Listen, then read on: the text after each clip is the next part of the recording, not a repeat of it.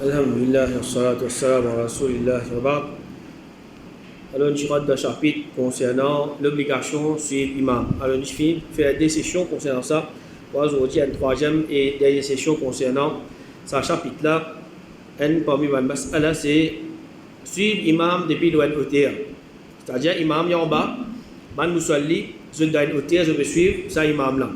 Imam al-Bukhari, rahimahullah, il dit Abu Hurairah, radiallahu anhu, il fait salat le toit masjid en suivant salat imam. C'est-à-dire le masjid ce toit là-haut.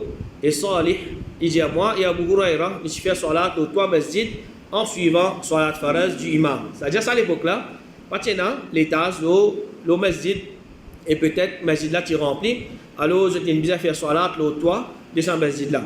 Cheikh Ibn Baz rahimahullah il dit quand un ma'moum fait salat là-haut imam, c'est-à-dire dans un hôtel, il y a pénanoyer makrouh là-dedans, pénanoyer détestable, c'est-à-dire c'est quelque chose qui est permissible. Alors par exemple, imam lit le grand flow ou bien lit le premier flow, ensuite là nous prenons un musalli le deuxième, troisième, dixième flow, maintenant peut suivre imam, alors il n'y a pas de problème.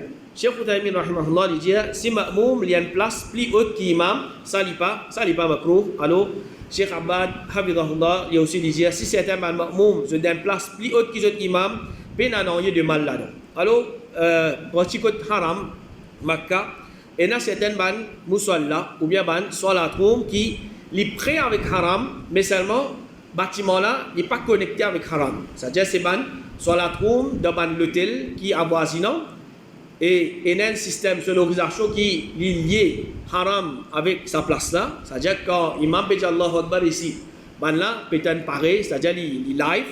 Alors, ban musalli qui peut faire salat dans sa place là.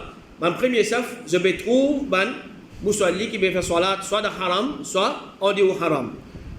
Alors, ça, place là, c'est-à-dire ça ban musalla là, et la fois nous gagnons dans Clock Tower, ou bien en Hilton, ou bien dans les autres places encore qui, je vais faire dans l'hôtel avoisinant. Alors, il n'y a pas de problème si un musalli il peut faire salat dans sa place là, il peut suivre imam, malgré que sa ban musalla il est haute, c'est-à-dire la fois il est extra haute, c'est pas qu'il l'étage était. Alors, il n'y a pas de problème. Surtout qui, ban musalli qui dans le premier saf, je vous trouve, ban qui dans haram, ou bien ban qui peut faire salat, peut suivre imam qui dans haram.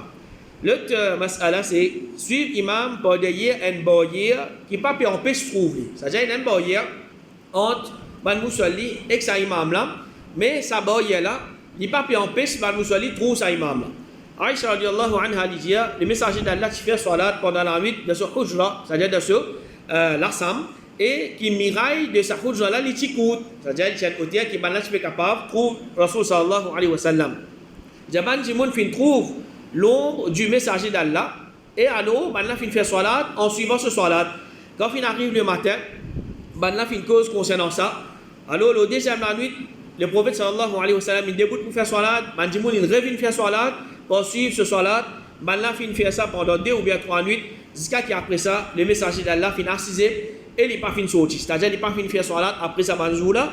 Quand il arrive le matin, alors Bandimoun finit dire ça à le prophète. Alors le prophète sallallahu alayhi wa sallam finit dire bon, payez attention qui salat layl, c'est-à-dire salat pendant la nuit divine, obligatoire aux yeux. Alors c'est-à-dire, si imam peut faire salat d'une place qui va musalli pour trouver complètement, ou bien pour trouver juste un bout d'imam là, alors pas de problème.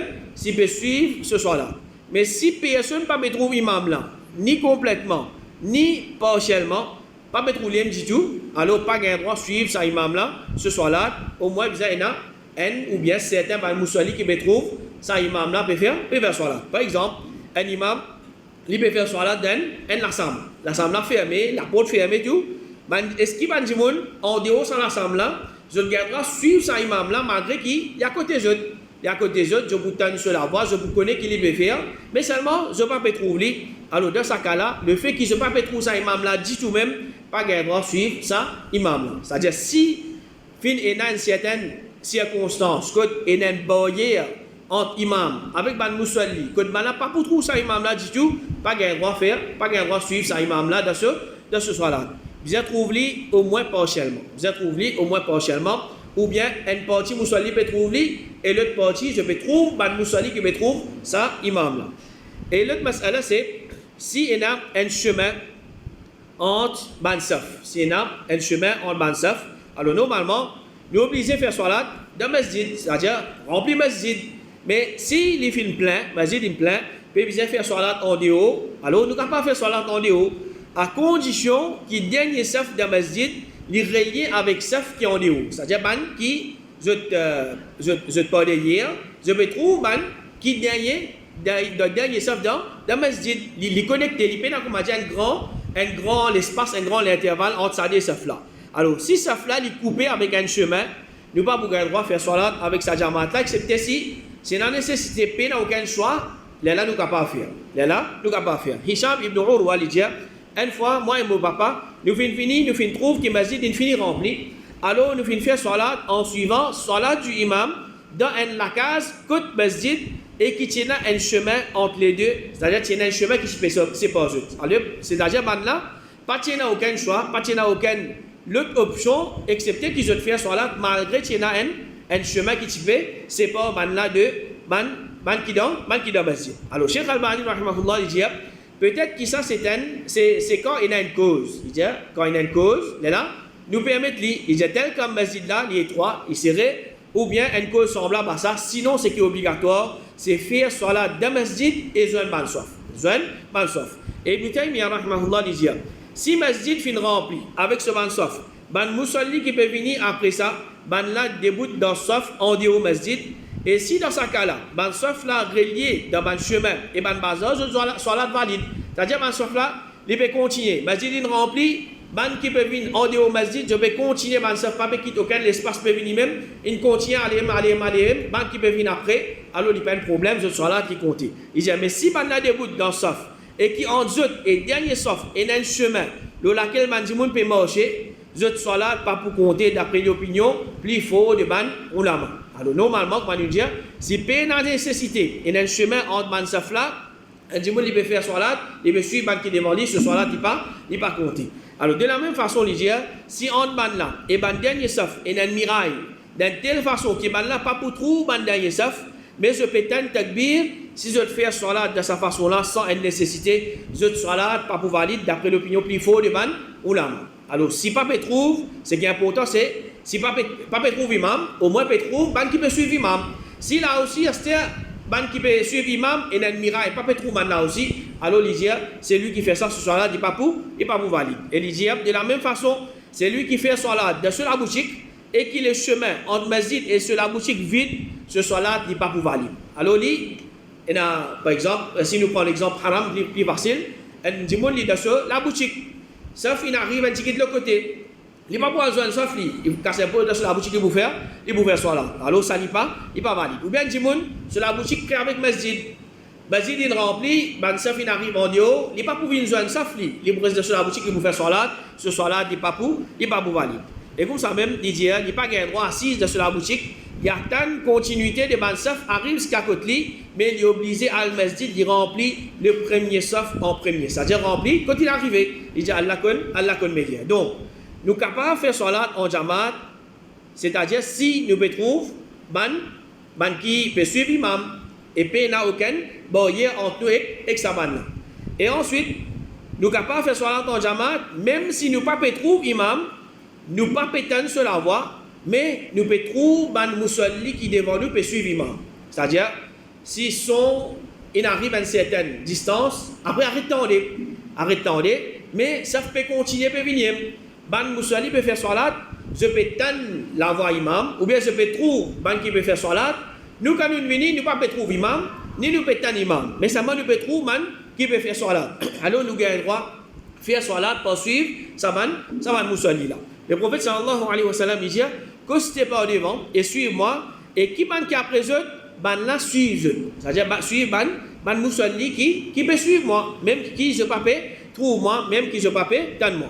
Alors, Cheikh Ibn Baz rahimahullah dit si ban ma'moum en est au masjid et je peux gagner pour trouver certains ban saf qui parlent devant eux, même s'il y a un certain chemin entre eux, peine à n'envoyer de mal là-dedans parce qu'il est obligatoire pour faire salat en jamaat.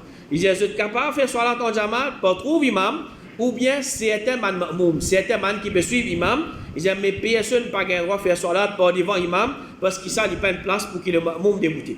Cheikh Moutamin rahimahullah dit ce qui est correct de sa mas'ala là, c'est qui ban saf qui ont au masjid, bizarre qui joignent ban saf qui dans masjid. Alors quand nous disons pena l'espace en dernier saf avec ban saf qui ont au masjid, il y a 6 autres pas joindre, soit là de ban qui peut suivre jamaat depuis en au masjid, il pas compté. Alors un premier ban area qui certains ban qui faire parfois quand haram rempli, quand je suis sorti de cet hôtel, je trouve saf masjid il arrive, c'est pas là-bas je me trouve saf là.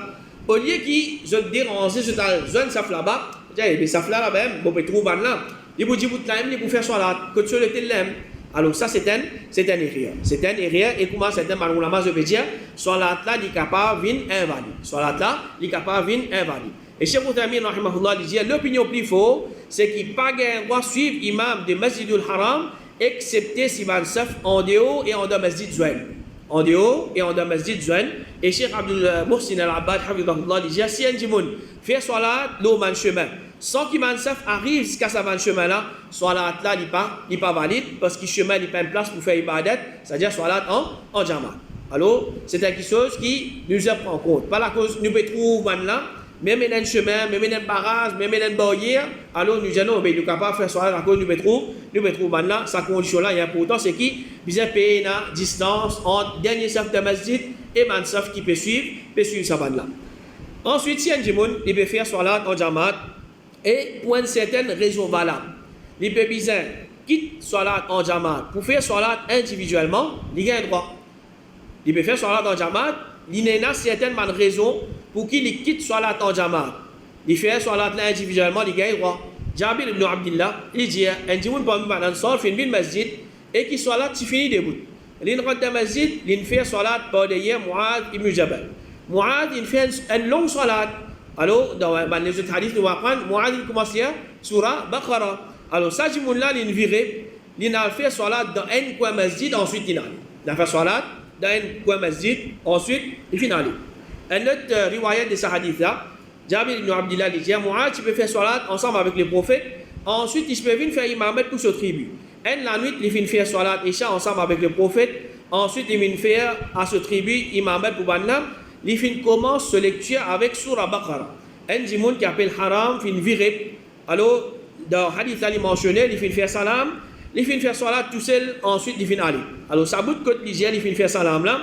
Cheikh Al-Albani, rahimahullah, il dit Imam Muslim et Imam Bayhaqi fin rapporte et Imam Al-Bayhaqi lui dit ça mention de lui faire salam là l'isha, c'est-à-dire c'est un écrit il pas faire salam. Alors basant le différents versions de ce hadith là, ulama finina trois l'opinion concernant sa mas'ala là. C'est-à-dire un djimoun, il peut faire salat en jamaat, il peut bien quitter salat jamaat pour lui faire salat individuellement. Comment il fait? Première opinion je dis, il quitte sa jamaat là sans qu'il casse ce salat, il juste arrête suivre imam. Ensuite, il continue ce salat individuellement. C'est-à-dire, l'imam peut faire salat. Il y a une raison pour lui casser ça, jamaat là. L'imam peut faire ruku. Ensuite, il peut faire ce ruku. Il peut attendre l'imam termine ce ruku. Il levé. Ensuite, il a fait ce sajda. Il continue ce salat jusqu'à qu'il termine ce salat avant l'imam. C'est-à-dire, ça c'est une opinion. Deuxième opinion, il casse ce salat pour faire salam. Il quitte sa jamaat là pour qu'il recommence ce salat individuellement. C'est-à-dire, il fait salam, ensuite il recommence ce salat. Et troisième opinion, il casse ce salat sans faire salam, il quitte sa jamaat, c'est-à-dire il sortit comme ça, il aller.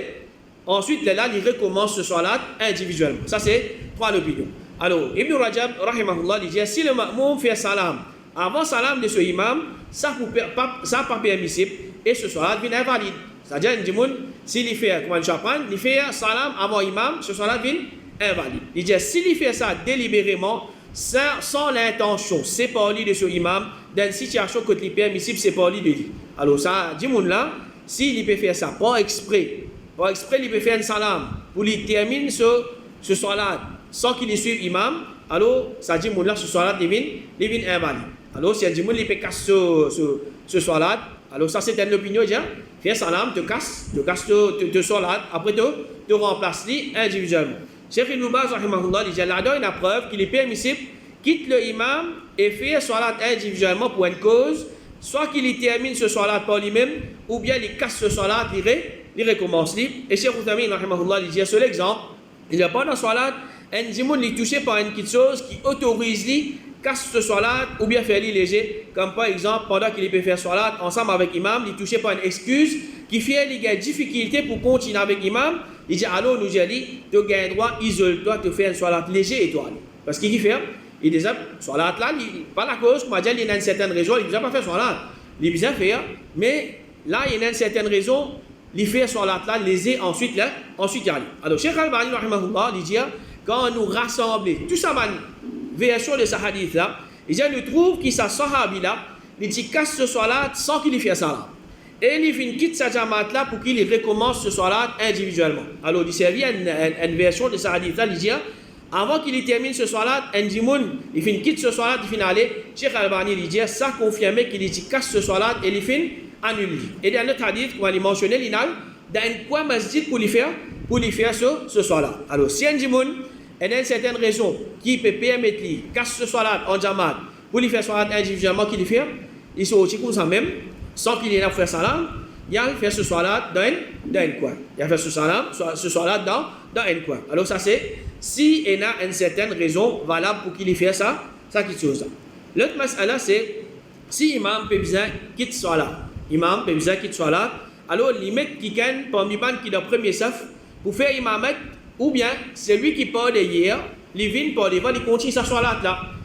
Amr ibn Maïmoun, il dit le matin, qui Omar tient point yardé, mais il débute dans le deuxième saf. Et pas de personne entre moi et Omar, excepté Abdullah ibn Abbas. Pour moi, il fait faire takbir et qui Abu Lu'lu a fait point yardé, mais il fait il dit, l'Ishala fait tout moi. Alors Omar fait attrape la main de Abdurrahman ibn Auf et il fait par devant. Abdurrahman fait un salat léger avec Banna. Alors Omar radiallahu anhu, tu peux faire imam, il arrive à une situation qu'il n'est pas capable de faire imam, il risque Abdurrahman ibn Auf, il fait continue salat.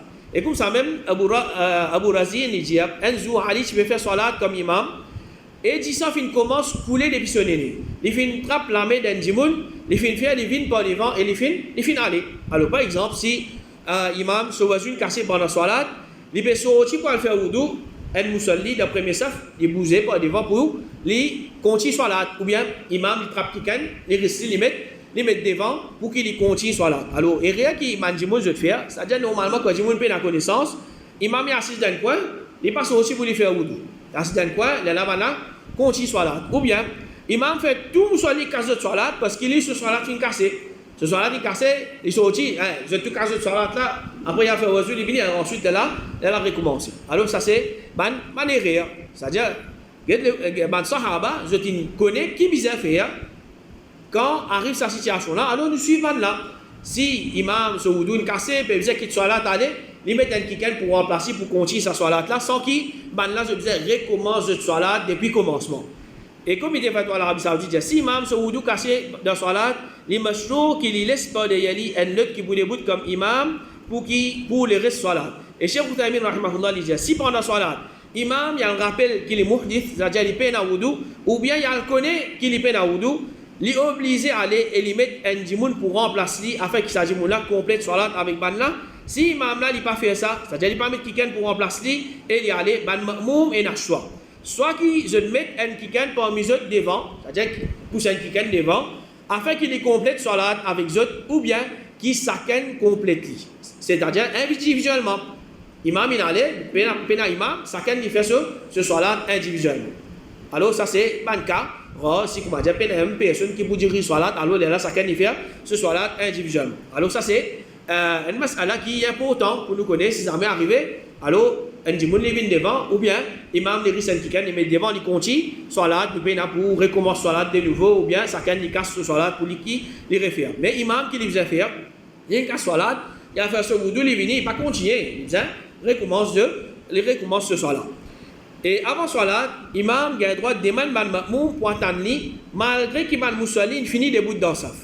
Abu Hurairah radiyallahu anhu dit Rasul sallallahu alayhi wa sallam, il sortit, tu finis de l'iqama, tu finis de rester ban saf, quand il finit debout dans la place que tu fais salat et qu'il ne peut attendre, il fait takbir, il finit aller, il finit dire reste dans cette place.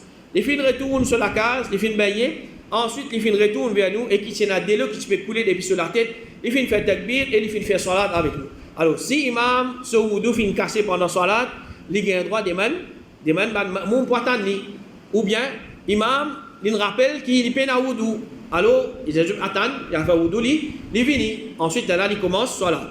Et comme ça même, si pendant salat, ce wudu cassé, l'imam là qui vous a fait, il gagne droit, sortir aller, et le droit placé, ou bien il a maintenant attendre pour venir là. Il a attendre pour venir là, il sortit, il a fait ce wudu, ensuite là, il retourne, il redéboute comme imam, qui lui fait là. S'il arrive le troisième rakat, qui lui fait là? Pour lui, c'est, pour lui recommence ce soir-là. Pour lui recommence ce soir-là. Alors, ban ma'moum, je te suive lui pour compléter ce soir-là. Et si maintenant tu as déjà fait un rakat, maintenant attends imam pour faire quatrième rakat, il est tout seul. Ensuite, je fais salam ensemble avec imam. C'est-à-dire, je continue ce soir-là avec imam. Quand imam il arrive là, par exemple, maintenant tu as déjà fini de faire une quantité de rakat, il est normal, maintenant ce soir-là pour terminer avant imam. Quand imam il peut continuer ce soir-là, je vais s'assiser. Je vais s'assiser dans le tashahhud, je attends imam revienne dans sa position là et imam fait salam, je fais salam ensemble avec lui. Abu Bakr il dit Rasul sallallahu alayhi wa sallam fin rad dans masjid pour salat fajr, il finit faire takbir, ensuite il finit faire signe avec son armée, reste dans cette place.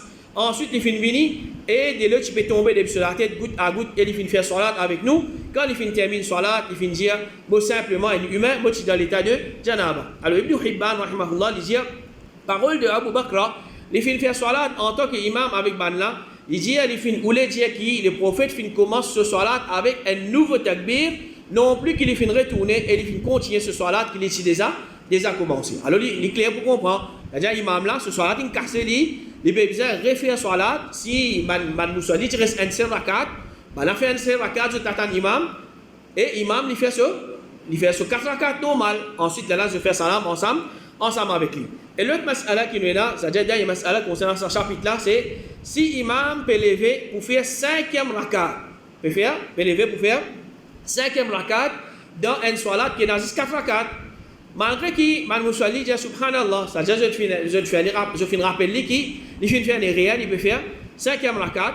Alors imam là, il continue à faire ce 5e rakat. Dans ce cas-là, ban ma'moum pas gain droit suivre lui de ce réel. Ban ma'moum pas gain droit suivre imam de ce réel. Soit qui ban là, je te reste assisé, je t'attends lui pour je te faire salam ensemble avec lui, ou bien ban là reste assisé et chacun il termine ce soir-là individuellement. Chacun termine ce soir-là individuellement.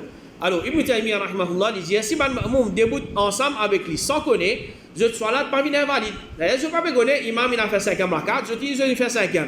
Alors, il y a un problème.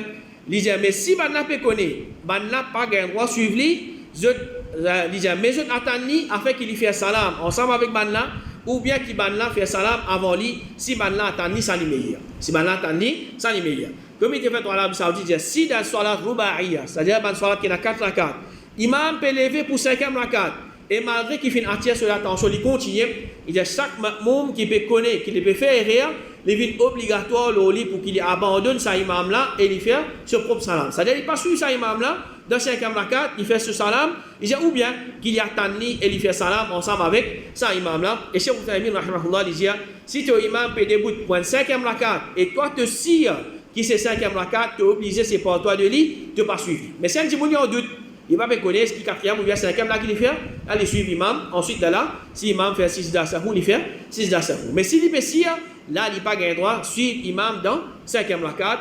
Et comme ça même, est-ce qu'il est permissible pour qu'il ma'moum sorti dans le masjid avant l'imam? Alors, c'est une chose qui n'a aucun l'empêchement là-dedans. Comme il devait dans l'Arabie Saoudite dire, quand tu as sorti depuis le masjid, un ma'moum les gain droit sorti depuis le masjid avant que l'imam sorti. Alors ça c'est certain, mas'ala concernant l'obligation de suivre l'imam, il demande Allah subhanahu wa ta'ala qui aide nous pour nous mettre en pratique ce qu'il nous fait apprendre et il met la sincérité dans nous, il aide nous pour nous faire man ibadat juste pour faire lui plaisir. Wa sallallahu ala nabina Muhammad wa ala alihi wa sahbihi ajma'in.